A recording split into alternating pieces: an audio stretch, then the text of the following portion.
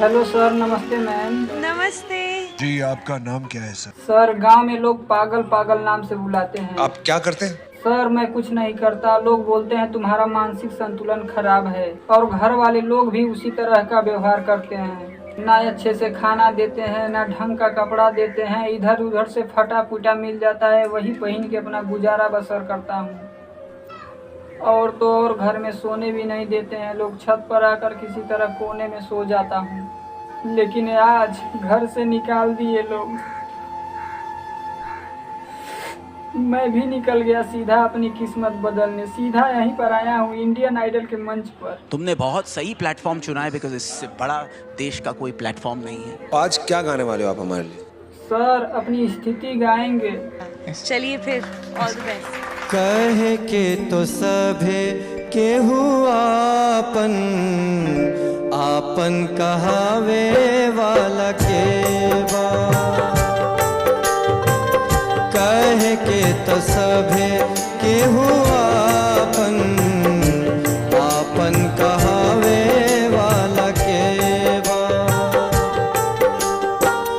सुखवा तो सभे केहू बाटे, दुखवा बटावे वाला के बा।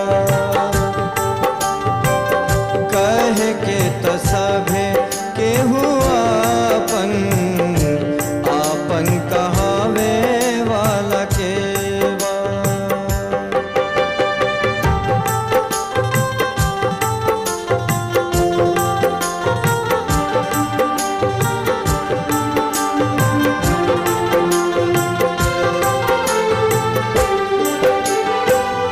डेगे डेगे ठेस लागे जाए केहू के न हो। पत्थरा के देख ली जहाँ हो। डेगे डेगे ठेस लागे जाए केहू के न हो। पत्थरा के देख ली जहाँ पे करे केहू जग में भरोसा। जहर भरल मुस्कान सपना के दियावा